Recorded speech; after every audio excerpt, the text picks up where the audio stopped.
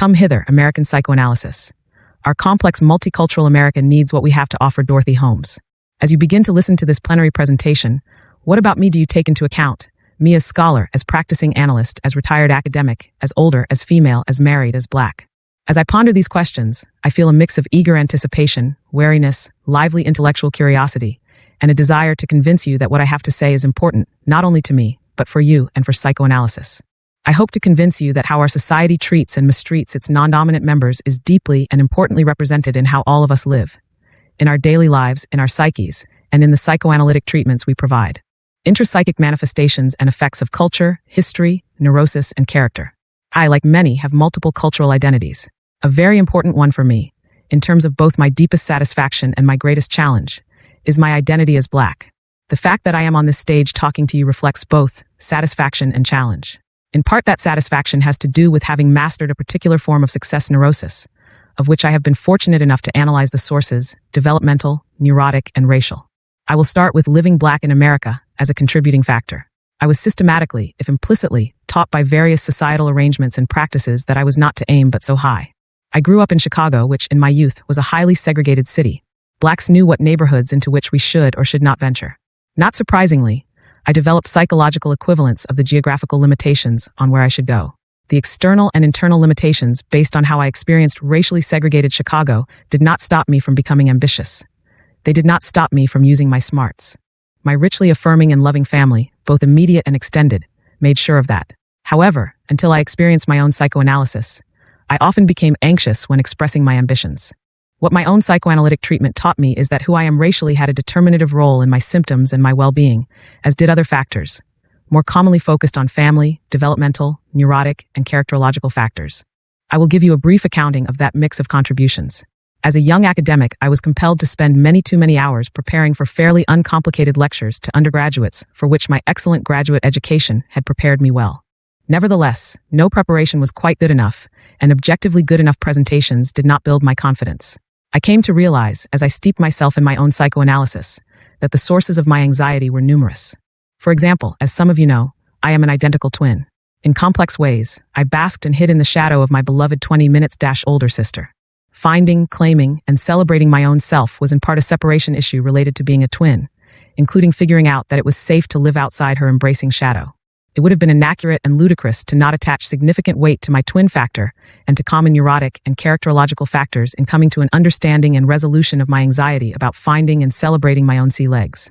However, a major point of this paper is that it would have been equally inaccurate and ludicrous to not analyze growing up black. Why will I be tilting this presentation toward recognizing the importance of racial experience in psychoanalytic thinking and practice? I will do so based on my experience with psychoanalysis as a field, finding that it needs to give more attention than it has to the relentless societal practice of lowering the value of many on the basis of their race, blacks, Hispanics, in order to unjustly raise the value of others, whites. The necessity of recognizing cultural factors as a proper focus of psychoanalysis. So I am here to propose that the persistent societal practice of racism is a proper focus of psychoanalysis. We cannot escape the fact that blacks have been socially constructed to be of little worth from the time of slavery. Through Reconstruction, the Jim Crow practices, and now the mass incarceration of blacks and police brutality. Outrage over this continuing debasement has spawned the new Black Lives Matter movement. Racism is a continuing, relentless aspect of how our society functions, and we are all affected by it.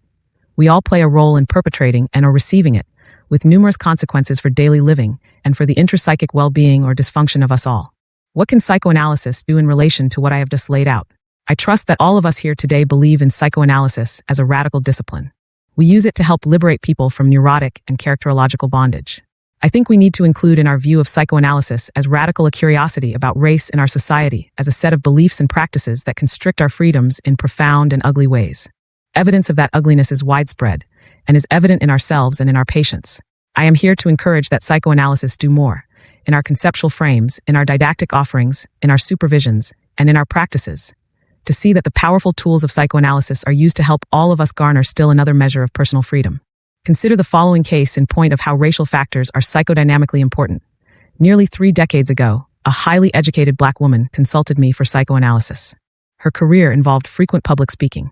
Her chief complaint was, "I am afraid that in one of my talks, I will spew forth obscenities." Over many years of analysis, this gifted, but greatly anxious and inhibited woman analyzed many factors contributing to her original complaint.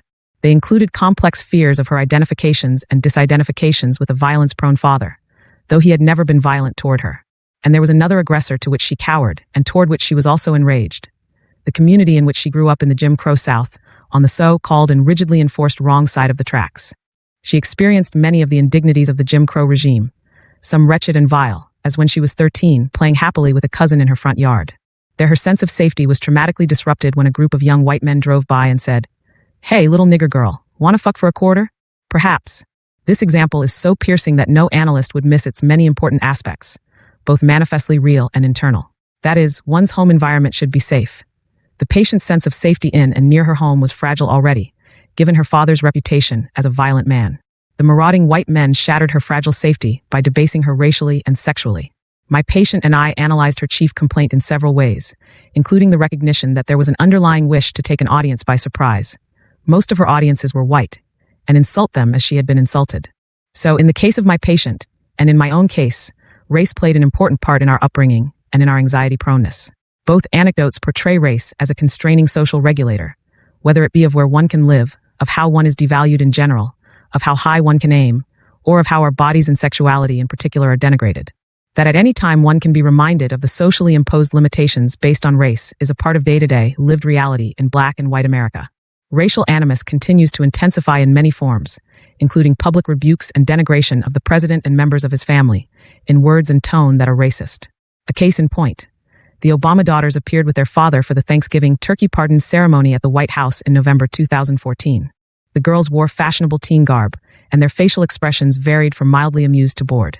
In response to their appearance with their father, the then communications director for a sitting congressman, who had also been a former RNC media director, posted the following on Facebook, presented as a letter to the Obama daughters, Davis 2014.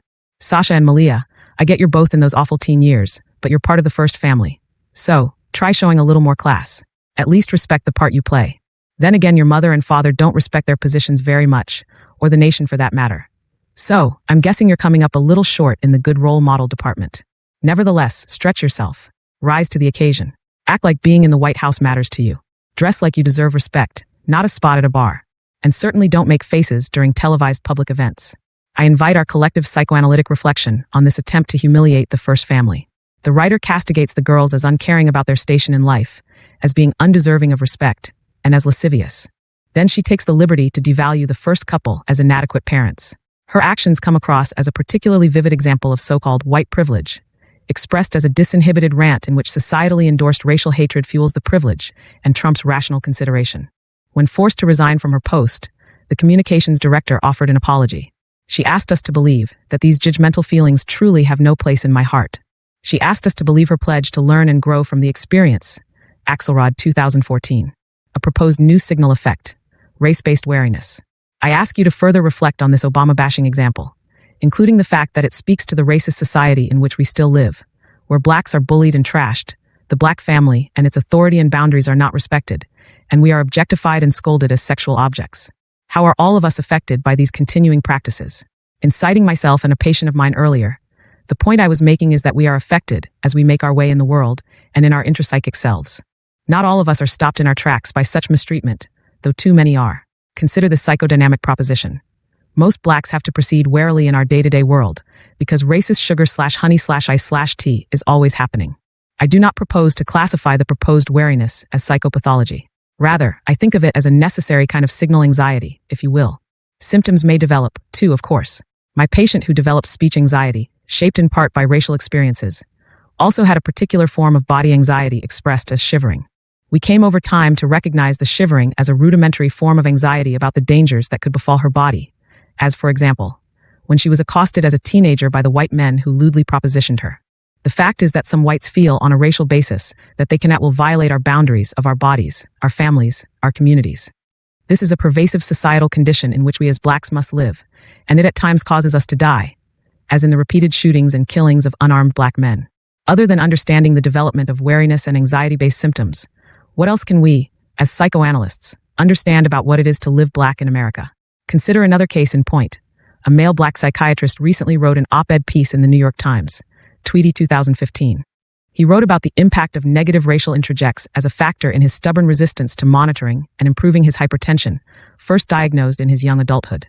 I knew perfectly well that I needed to change my high-salt, high-fat diet. I just couldn't do it. Of course, it was hard to give up what was familiar and enjoyable. But an equally important part of my resistance was to assimilating and adopting behaviors that I associated with well-to-do whites. Eating salads and drinking fruit smoothies, for example. Even though I knew that this defiance was ultimately self-defeating. P. 7. I will add to the doctor's insight the possibility that the disidentifications from family that were necessary to make the changes toward better health were more difficult than this quotation suggests. It is in part an issue of where one deeply feels one is most safe. In the family of origin, however troubled it may be, or in the white world where there is no doubt about trouble, though it may also be a fawn of opportunities. Beyond safety, there is also the consideration of possible guilt for leaving behind those you love who may remain stuck in a variety of impoverishing conditions. Poor dietary habits, economic poverty, ghettos fraught with crime and police abuse, and on and on. What attunement to the importance of racial factors can offer to psychoanalytic understanding and treatment. Psychoanalysis can offer our Black patients avenues for exploration and working through that can free them from the kinds of strictures noted above having to do with race. I remember how my own training analyst helped me get started toward that freedom. In our first consultation, I said to him, a white man born and reared in the South, "I don't know if I can do this with you. You're white and you are from the South." He answered, "I will not seek to dissuade you from anything you may feel on either of those accounts. If you should decide to work with me, we shall see how it all comes out in the wash." For me, his answer was just what I needed. The validation of my right to know my own mind, including racially. Thus far, I have considered that race affects us in day-to-day living, as in living with a constant sense of wariness, and it affects us intrapsychically, as in developing symptoms linked to race, including the development of crippling guilt related to those left behind or to questions of loyalty. Despite all of these possibilities, clearly living in America still provides pathways to success for Blacks. Most of us prefer to live here and seek to prosper here, despite the challenges. We know that we have contributed richly at great cost, and from early on, to the very existence and vitality of this country, and to its evolving cultural richness on every front, and we take great pride in our Blackness as a positive aspect of our identity. Most of us are true believers in our country's founding principles, and have fought many battles to make sure we are included in them. We have insisted on being included at the tables of opportunity. The more we gain, the more we can gain, and at the same time, resistance to our advancement also increases. Thus, continuing attention to racial issues in society and in all of us is necessary. Mrs. Obama spoke movingly to this point in the June 2015 commencement speech she delivered at the famed historically Black Tuskegee University. In it she said, "The world will make assumptions about who they think you are, based on their limited notion of the world. My husband and I know how frustrating that experience can be. We've both felt the sting of daily slights throughout our entire lives. The people at formal events who assumed we were the help, and those who have questioned our intelligence, our honesty, and our love of country. And I know that these indignities are nothing compared to those nagging worries that you're going to get stopped or pulled over for absolutely no reason. The fear that your job application will be overlooked because of the way your name sounds. There is the realization that no matter how far you rise in life, how hard you work to be a good person, a good parent, a good citizen, for some folks, it will never be enough." Obama 2015, page 22. Was Mrs. Obama remembering the communications director's attack on her daughters and on her mothering in her address to the Tuskegee graduates? In another news analysis, this one of Eric Garner's death by chokehold, Baker, Goodman, and Mueller 2015, the following is reported.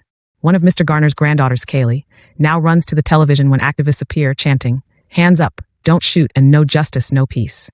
It's cute, but it's a shame at 3 years old that she knows that, Mr. Garner's widow, the child's grandmother, said. She should be reciting the ABCs. P. 27. Indeed, let us reflect on the developmental process by which these dreadful realities of race relations in our country get established, behaviorally and internally. It has been demonstrated that children develop awareness of racial difference in their preschool years, Abood 1988, and race-based prejudice by early school age, Abood 2003.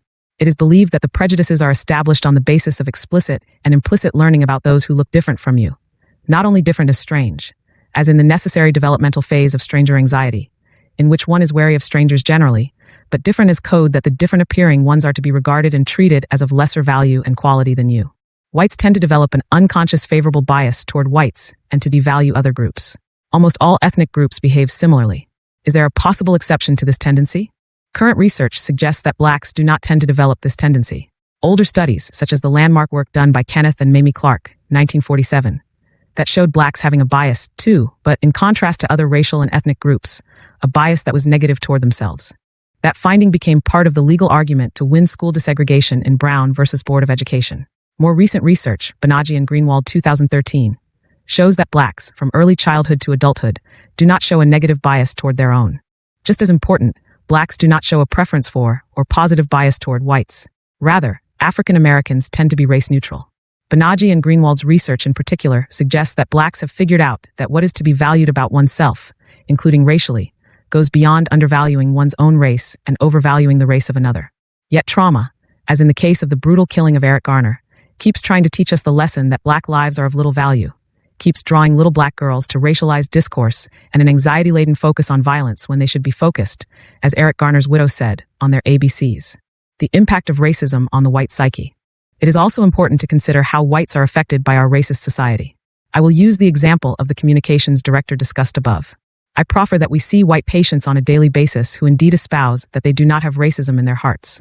Remember, that is what the communications director suggested, after her hateful racial diatribe aimed at the Obamas. The question is, do we as psychoanalysts give such declarations their due? By maintaining respectful curiosity, by inviting the patient to do the same, by understanding such a claim in terms of the patient's defenses, underlying character structure and neurotic symptoms, and by assessing the patient's experiences in our racialized society? Do we as analysts consider these questions with an open mind? I must ask, is it not necessary that we do so in order to give the patient the fullest opportunity to grow? My collected experience as a practitioner, a teacher, a supervisor, and a program administrator in a psychoanalytic institute, in APSAA and in university settings, tells me that we do not include race in our psychodynamic understanding as fully as we might. Why? First and foremost, in my experience, our efforts in this area are feeble because to open the racial Pandora's box is to deal with really scary stuff. We know that racism is ruthless in its violation of others. How do we really feel about promoting discourse on this subject? How thoroughly do we teach about race in our institutes? To what degree is racial equality espoused in our institutional values and missions? Do we aspire to racial equality in our psychoanalytic homes, with respect to our educational and training standards? Do those standards promote intercultural and intergroup contact? When we appraise the adequacy of our institutes, do we ask any questions about how race and other cultural characteristics subject to becoming an ism are dealt with by institutes in their educational, training, recruitment, and retention policies and practices? The need for more and better theory for the understanding of race. From a psychoanalytic perspective, how do we formulate the meaning and role of race in our society and in ourselves as individuals?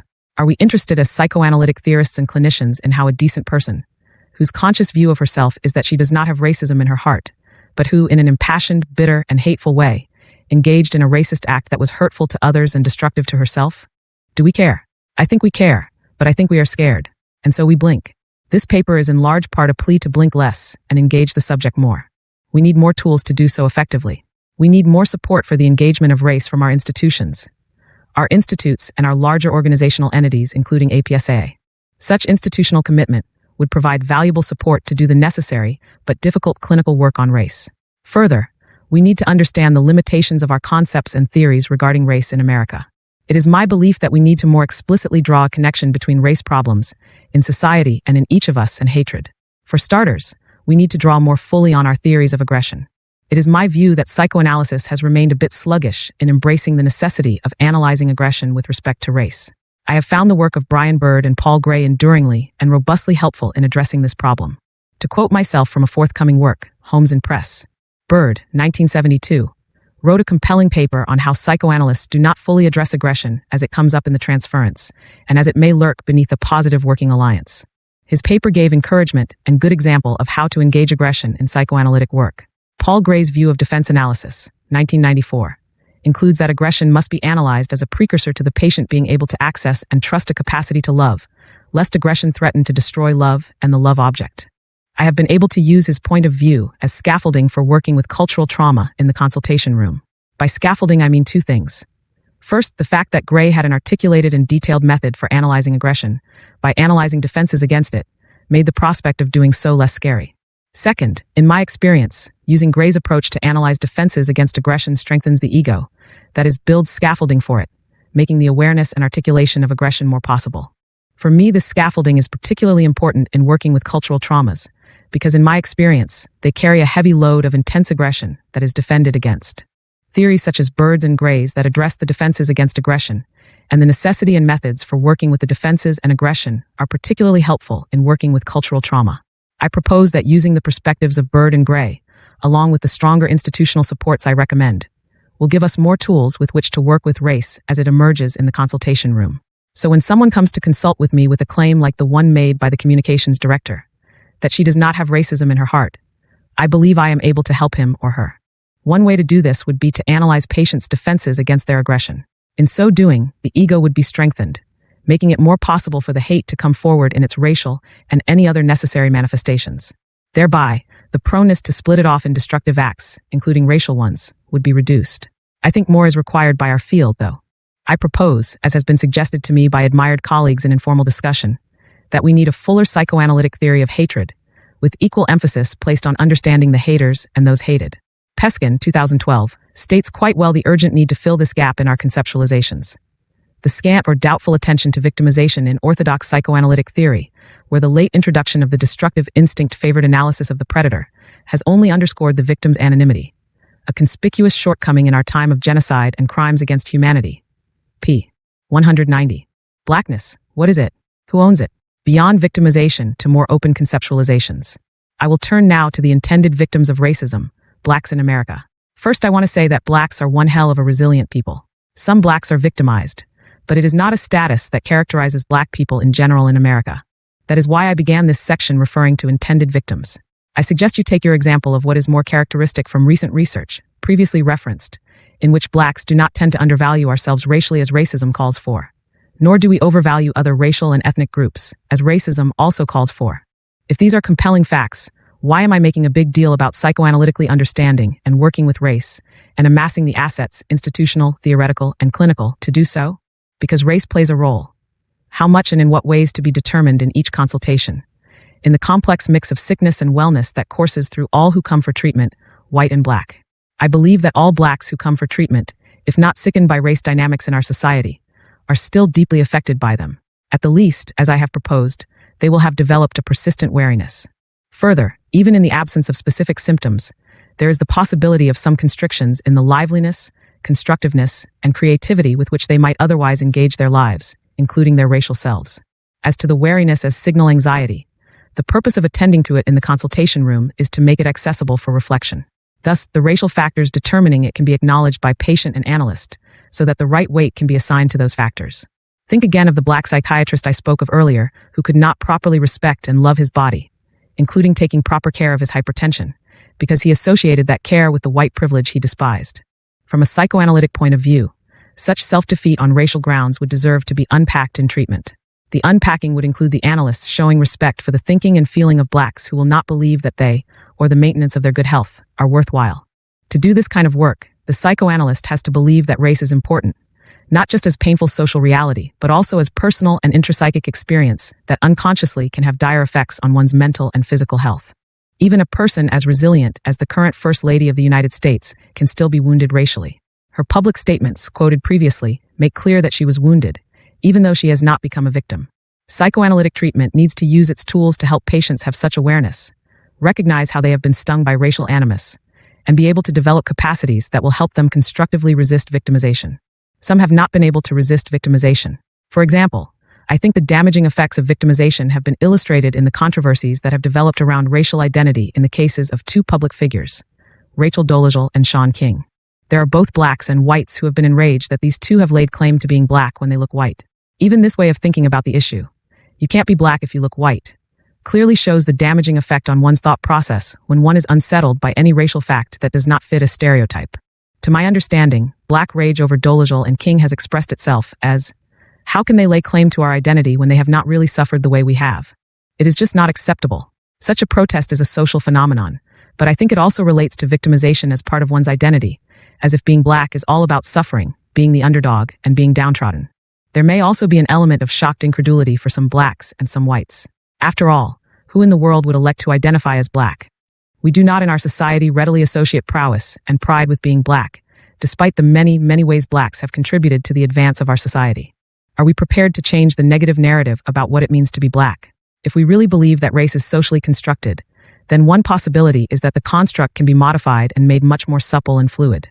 Such an expansion would allow for the celebration of racial identity as something one elects, whatever the hue of one's skin. What then would being black mean? A white person could be a closeted black person, and could come out as such. A rich discussion could also be had in the inverse, with blacks choosing to identify as white, not hiding their blackness or disavowing it, as in the practice of passing, but in a conflict-free way, proclaiming whiteness as a significant part of their identity. It seems to me that these questions and possibilities are somewhat akin to what psychoanalysis has accomplished with respect to sexuality and gender. In those fields, definitions and identities are becoming more fluid, more determined by choice than by prejudice and discrimination. In our offices, I think we have a responsibility to be just as open to and curious about racial dynamics and how they enter both our patients' lives and identities and our own.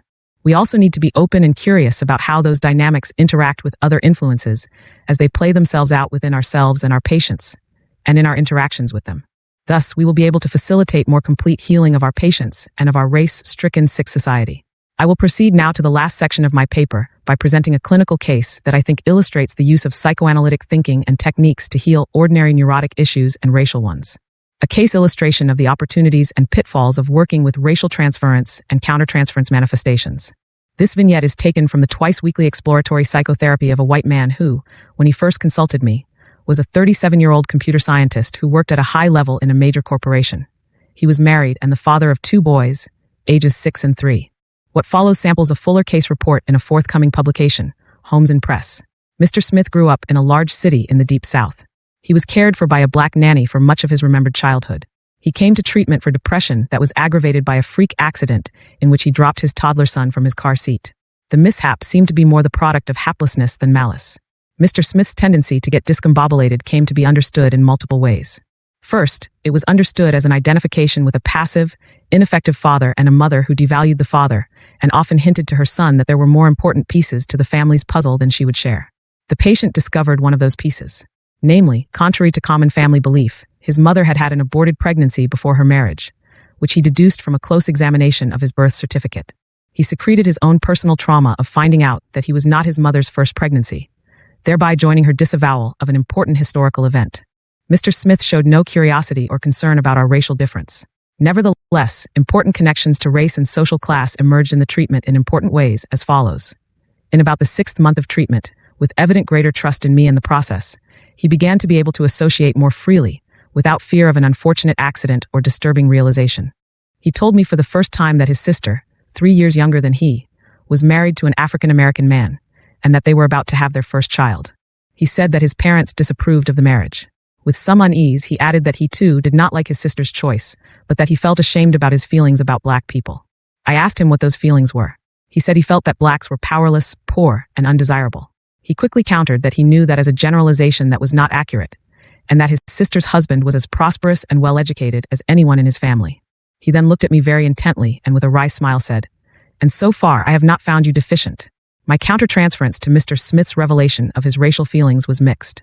I was relieved for the moment to be spared his wrath, but I also experienced some signal anxiety, given that white anger toward blacks is often expressed violently. While I knew rationally that Mr. Smith would not perpetrate violence against me, still that scenario was impossible to exclude as a mental representation for me as a black woman. Nevertheless, I encouraged my patient to continue to be as openly curious as possible about his puzzling discrepancies regarding blacks. I proposed that in doing such work, we could resolve those discrepancies. In response, my patient became very emotional, shedding what seemed to be tears of relief, sadness, and hope. It was in that period of work that he first mentioned his African-American nanny, the woman who had taken care of him for most of his elementary school years. Mary, as I will call her, was remembered warmly, and as greatly influential in his life. He particularly remembered that he exclaimed to Mary how much he hated girls, particularly a younger sister, and that Mary had calmly told him it was okay to not like girls, but that he had to love family. Erotic feelings toward Mary and toward me in the transference began to emerge, which made him anxious and guilty. His discomfort in sharing such feelings was relieved when by a sudden associative shift he spoke excitedly about a favorite young white female teacher. He resisted understanding the displacement, given the internalized dangers of having erotic feelings for black women. He protested that neither Mary nor I could have any deep or lasting meaning to him. After all, we were black, and Mary was a working-class servant. Given our low place in society in terms of race and class, we could not have power and authority in his eyes, or be attractive to him. This treatment vignette shows how racial and class issues can emerge strongly and obdurately in a psychodynamic treatment. By experiencing and processing their transference and countertransference manifestations, therapist and patient can gain access to underlying feelings, issues of dignity and conflict, and the underpinnings of same in earlier generations. In my patient's case, as long as the erotic aspects were not conscious, My patient could empathize with and idealize Mary as the dignified and principled person he experienced her to be, and with whom he longed to identify. Mary empathized with the patient around his angry feelings toward girls, but that empathy was eclipsed. As she said to him, "You have to love family." I propose to you that Mary's restriction on whom he could hate was in part a projection of her feelings of self, protectiveness, and internalized racism. Being hateful as a reaction to being on the receiving end of the hatred inherent in racism feels dangerous for blacks, especially when aimed toward one's own kin. Its dangers include an intensification of what comes one's way from being othered. In being racially othered as a black person, you are stripped of power, including expressing effective responses including curiosity, the search for truth, problem-solving, stick-to-itiveness, and the need to establish, pursue, and achieve important life goals.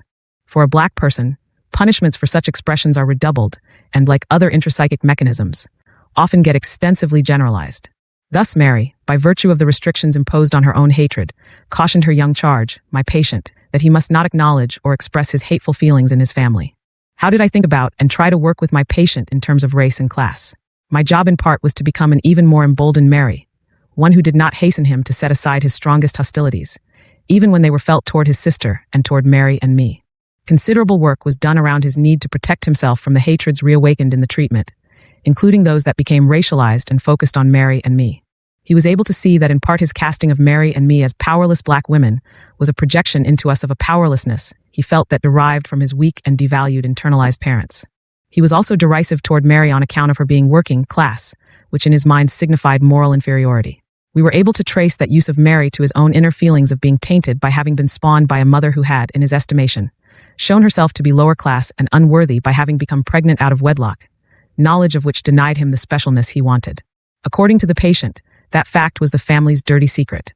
Mr. Smith's aspersions toward the lower class were not fully developed in the treatment. I resisted allowing full use of myself as the impoverished lower class, morally deficient Mary and mother in the transference. In retrospect, I realized that I over-identified with privilege. It was a counter-transference vulnerability stemming from my own personal history, of course, and from psychoanalysis, the profession in which I grew up, a profession that vacillates between its radical, status quo upsetting ideals and aspirations, and its accommodations to capitalist consumerism, Zaretsky 2008. Had I been less blinded by my own personal history with impoverishing conditions and by my own capitalist leanings, I may have been able to help him recognize even more fully his need to focus on the poverty of blacks, which psychodynamically derived from his disavowed identification with his mother's pregnancy out of wedlock, a pregnancy that both of them regarded as shameful. A hopeful conclusion. It is my view that how we work with cultural factors in psychoanalytic treatments is determined by the specific dynamics of how each of us lives in our culture, and in turn, how that culture lives within us. In addition, 584 How the work goes may be constrained by the silencing effects of the general societal and psychoanalytic institutional limitations I have discussed. To the extent that the work can be done, much may be gained for the patient personally and in relation to the world around him or her. Of course, we think of the work in our consultation rooms largely in relation to neurotic, characterological, and family variables. However, my main point has been to show that the cultures we live in also course through us and are represented in our psyches, side by side with the clinical foci that are more familiar to us. So in the consultation room, we do sometimes have access to cultural factors and can have a healing effect on them, as happened in the case of Mr. Smith. That is, his treatment helped him resolve his culturally induced intrapsychic tendency to other his nanny, and thereby to restore the love he had for her. Specifically, it was important for Mr. Smith to achieve understanding of his various uses of Mary and of her influences on him. It was particularly important for him to unpack how he had relied, self-protectively but damagingly, on her warning that he not be angry at family. In that working through process, Mr. Smith reclaimed and worked through his anger, which, through owning and taming it, he no longer needed to use to disparage those racially different from himself. Thus he achieved healing of his personal woes. In addition, his treatment reduced his racism, thereby contributing also to cultural healing. I hope that I have shown through my focus on race that meaningful psychoanalytic work with cultural factors can be done. I ask one last question of all US. Is it not our obligation to do that work? Thank you.